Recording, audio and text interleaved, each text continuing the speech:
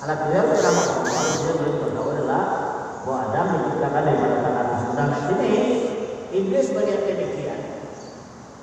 Bahwasanya Adam diciptakan dari tanah yang dicampur dengan air, direndam segala macam dan bau dengan Allah dianggap dia karena itu adalah tidak baik, yang lebih baik adalah api penciptaan dia.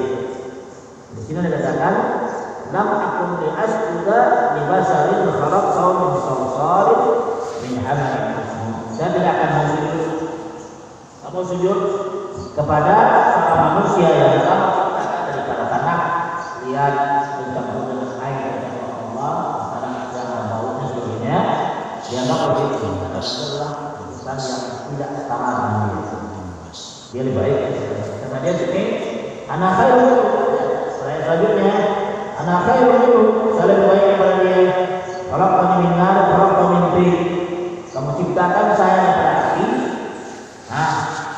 kalau tahu dan kamu ciptakan Adam daripada tanah logikanya apa dia dikatakan api lebih baik daripada tanah ini cara iblis di dalam menilai perintah Allah Subhanahu wa taala.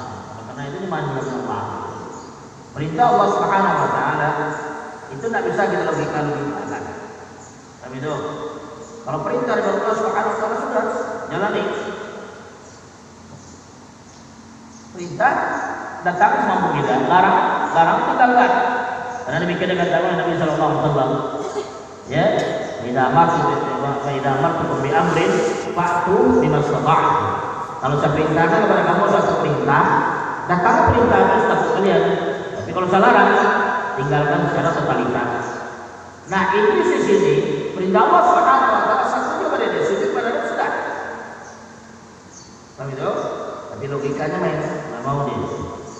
Kenapa jadi dianggap dia lebih baik daripada lebih baik malaikat. Malaikat Allah itu makhluk yang terbaik, makhluk yang benar-benar beritaat. Karena sedikit pun dia mengingkari perintah Allah Subhanahu wa taala. Sedikit pun dah. Sujud sudah. Tak perlu ditanya kenapa sujud pada dia itu. Tak perlu ditanya kenapa begini Allah menyembah kita, kenapa tidak begini, kenapa begini. Itu akal-akalan manusia. Ya, karena itu setiap orang yang melogikakan perintah Allah dan hikmah daripada Allah itu cara-cara iblis seperti itu. Tidak boleh. Perintah Allah dengan dalil sudah paham.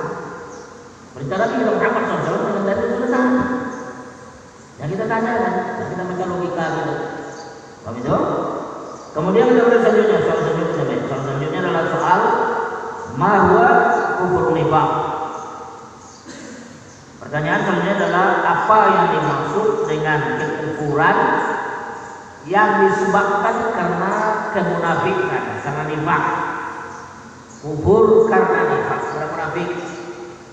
Kata beliau di sini adalah kekufuran huwa makana bi'adami tasdiqil qalbi wa amalihi ma'al inqiyadil zahiran ri'an nasi kufri iblis ibn salul yang telah bin salul wa hizbihi walladzina qala Allah ta'ala fihi wa minan nasi man yaqulu amanna billahi wal yawmil akhir wa ma hum bimu'minin yuqadimun Allah walladzina amanu wa yaqta'una ila anfusihim yadhkurun. Lihat. Yang dimaksud dengan kufur nifaq. Baik. Yang dimaksud kekufuran yang dibangun disebabkan karena sifat nifaq. Nifaq adalah ya batin menyelisih yang zahir. Apa yang ada di sini beda dengan zahirnya. Di sini batin, di sini katakan hak begitu. Itu nifaq. Nah, di sini kata beliau yaitu kekufuran yang terjadi diakibatkan karena tidak ada pembenaran di dalam hatinya dan tidak ada dia mengamalkan. Dia mengamalkan tak? Membenarkan dalam hati tidak mengamalkan tak? Namun demikian dia tetap tunduk dengan perintah tersebut. Tunduk dia secara zahir. Zahir tunduk dia. Tapi dirinya apa dia?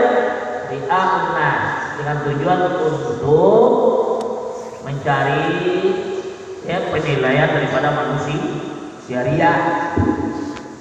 Manusia menampakkan dia adalah orang yang taat, orang yang soleh, orang yang benar menerima Allah, sebagaimana terjadi kepada Abdullah bin Ubay bin Salul, tokoh munafikun di Madinah pada masa itu, dan kelompoknya, sehingga Allah Jalla wa Ala menjelaskan satu surat khusus namanya Al-Munafiqun setelah surat Al-Jum'ah.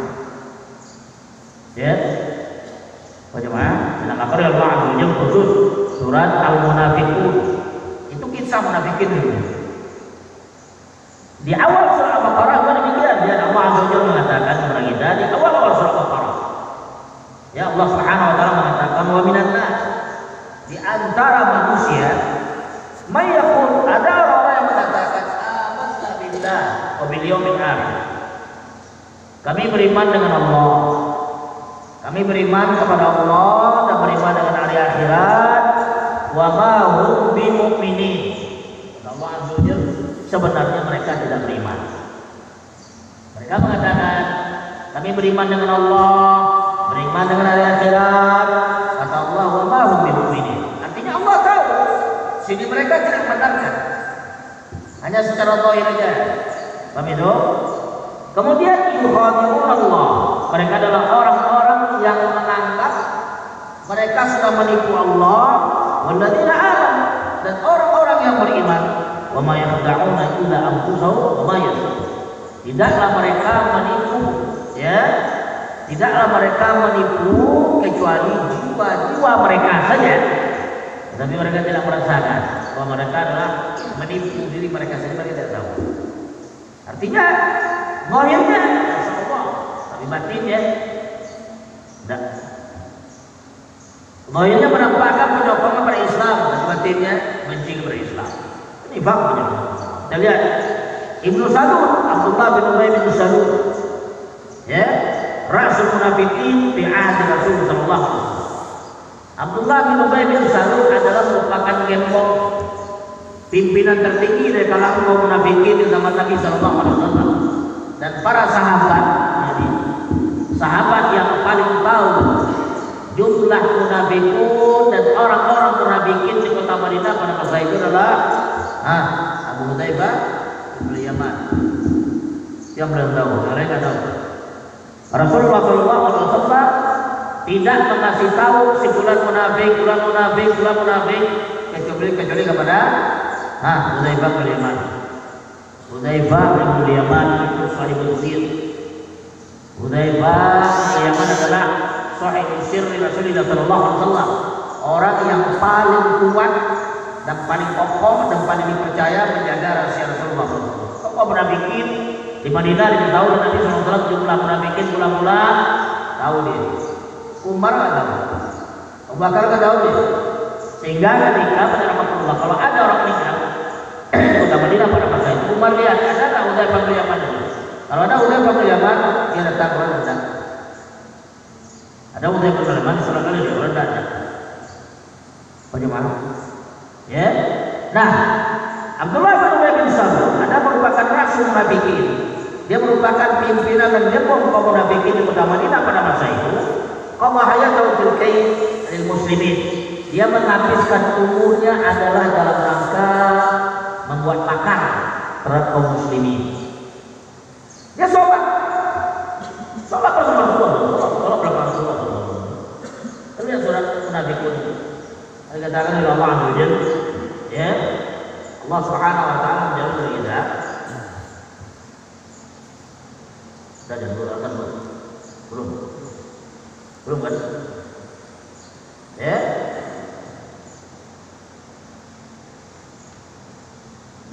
Maka Allah Azza wa Jalla, "Idza ja'aka al-munafiquna qalu nashhadu innaka la Rasulullah." Ya.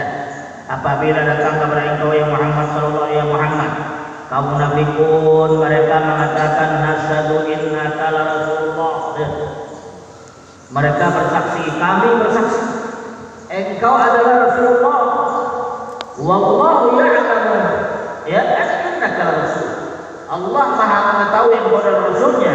Wallahu yashhadu innal munafiqina lakadzibun. Surah Munafikun. Allah bersaksi ya bahwasanya sesungguhnya kaum munafikin adalah merupakan nakadzibin, kaum pendusta. Bagaimana? Ittakhadhu aymanahum junnatan fasaddu an sabilillah innahum sa'a ma kanu ya'malun. Mereka menjadikan sumpah mereka apa tadi ya?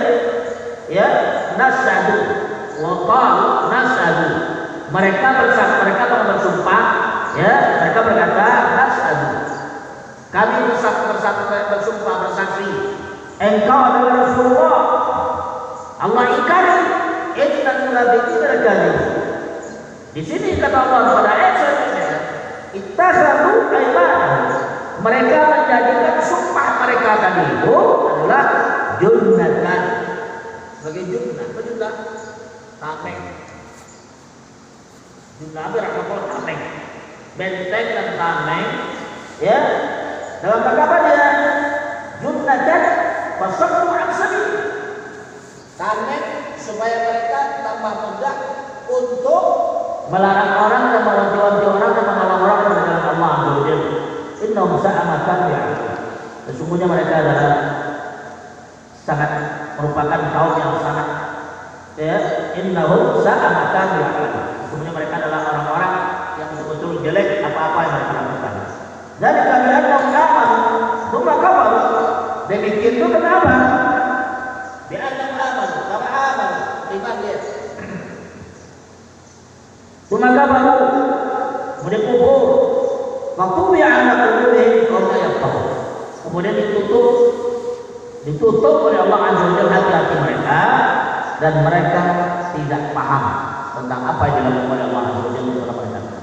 Kita lihat di awal surat Al-Baqarah di surat ya Al-Baqarah ya yukhadi'un Allah. Mereka mengatakan mereka menipu Allah dan menipu orang-orang mukminin. Padahal tidaklah mereka menipu kepada Allah kecuali pribadi-pribadi mereka dan mereka tidak rasakan. Kemudian kata Allah, fi qulubihim marad, yaitu fi qulubihim marad, di dalam hati mereka ada penyakit. Bagaimana? Dalam hati mereka ada penyakit. Fazadahum marad. Kemudian Allah tambah lagi penyakit tersebut. Walau adabun alim bima kanu yaktubun. Dan bagi mereka ada adab yang sangat pedih terhadap apa-apa yang mereka dustakan, sampai pada kata Allah Azza wa Jalla, innallaha kana ala kulli syai'in qadir. Allah adalah atas segala satu maha mampu, dia dan maha mampu untuk melakukan. Nah, kita lihat kepada Abdullah bin Ubay bin Salul. Dia menghabiskan umurnya adalah untuk bagaimana menipu ya, merusak hubungan kaum muslimin sesama kaum muslimin yang ada domba buat makan. Itu aja kehidupannya. Sudah belum? Sudah. Muslim, sudah.